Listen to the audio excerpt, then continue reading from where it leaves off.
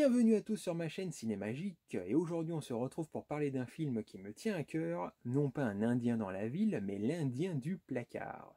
Un film réalisé par un génie de l'animatronique, non pas le magicien d'Oz, quoique, mais Frank Oz, notamment reconnu pour son travail sur Dark Crystal et Star Wars.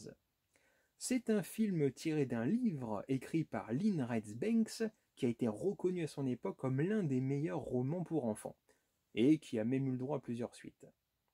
Alors il n'y a pas d'acteur connu dans ce film, que ce soit Omri, donc Hal Scardino, ou encore l'Indien interprété par l'excellent Lightfoot, ils n'ont juste pas fait carrière. Il n'y a que le père qui est quand même assez connu pour ses rôles secondaires, Richard Jenkins. C'est donc l'histoire d'un enfant qui, grâce à un placard magique, va animer et donner vie à une petite figurine d'Indien d'Amérique, le fameux objet en plastique ou en plastique. Et bon Dieu, mais quel enfant n'aurait pas rêvé d'avoir un tel placard? C'est un film de famille, de Noël. D'ailleurs, il me semble même qu'il était sorti en fin décembre 95, juste avant Noël. Et à cette époque-là, je jouais avec des figurines. Il y avait Action Man, les G.I. Joe, il y avait Tortue Ninja, il y avait Batman, ou encore les Playmobil, les Lego. Et en fait, ce que je faisais, c'est que je créais mes propres intrigues en mélangeant toutes les histoires que je voyais au cinéma dans une sorte d'aventure épique.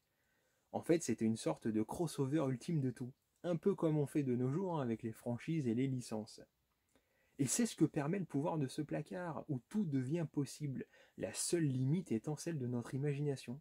On voit d'ailleurs une scène très amusante lorsqu'Omri va mettre plein d'objets dans son placard pour les animer, avec notamment Dark Vador qui affronte un T-Rex, ou encore Robocop.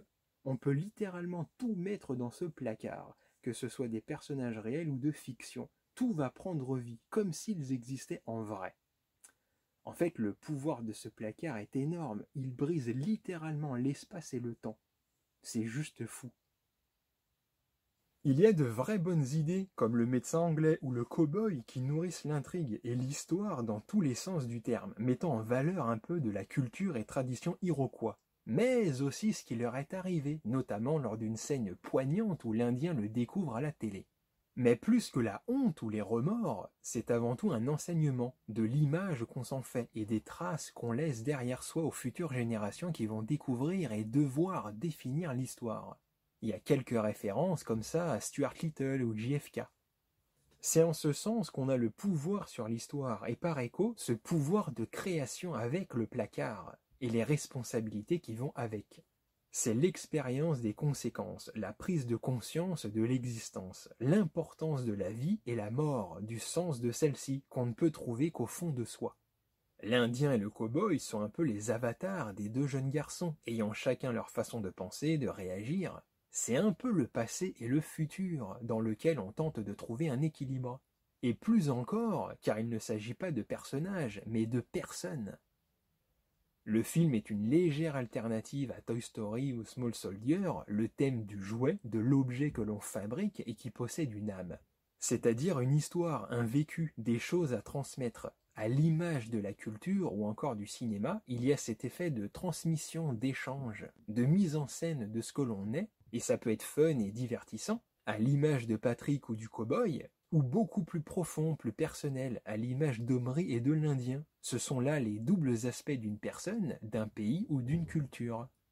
Ce placard est à la fois la fiction, l'imagination, le passé, la réalité, mais aussi un moyen d'exprimer ses émotions. C'est une pure introspection qu'a ce jeune homme, et le placard n'est que le moyen de révéler ce qu'il cache au fond de lui. Le vrai point fort est la relation entre Omri et Ours Rapide, qui lui sert de guide spirituel, marquant son passage à l'âge adulte. Mais ça va plus loin que ça car les deux font un voyage intérieur, apprenant l'un de l'autre. Ils grandissent et s'enrichissent ensemble. Il y a ce thème de la jeunesse et de la sagesse. Il y a d'ailleurs aussi cette idée très intéressante sur la notion du rêve, qui peut nous faire penser au rêve du papillon avec le sage, qui se demande si c'est lui qui rêve du papillon, ou si c'est le papillon qui rêve qu'il est lui. Ce n'est pas un grand film, mais il reste touchant et innovant, avec des personnages attachants et un casting plutôt convaincant, bien que l'acteur principal puisse déranger et paraître pour certains insupportable. Frank Oz nous offre une fable réaliste et optimiste, tout en étant hors du commun, drôle et émouvant. En fait, si on y réfléchit, c'est un film sans prétention et vraiment agréable à regarder. C'est justement pour ça que je l'ai choisi, car il fait partie des méconnus. J'aurais pu parler des films qui m'ont fasciné, voire façonné durant l'enfance, comme Last Action Hero, Jumanji, L'Histoire sans fin, ou encore Chérie, j'ai rétréci les gosses que j'ai regardé il y a quelques jours. Mais j'aurai l'occasion d'en parler tôt ou tard. D'ailleurs, ils ont tous des points communs, ce qui n'est pas anodin.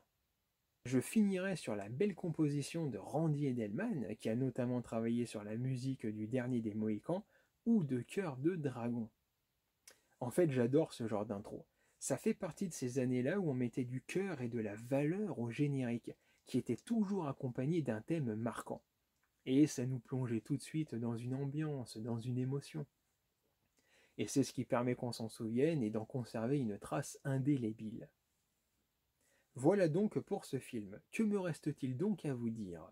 Amusez-vous bien, profitez de vos proches, de vos amis, et recentrez-vous avant les fameuses bonnes résolutions. Je vous souhaite à tous de très belles fêtes de fin d'année, à l'année prochaine, et que la magie soit avec vous. Salut!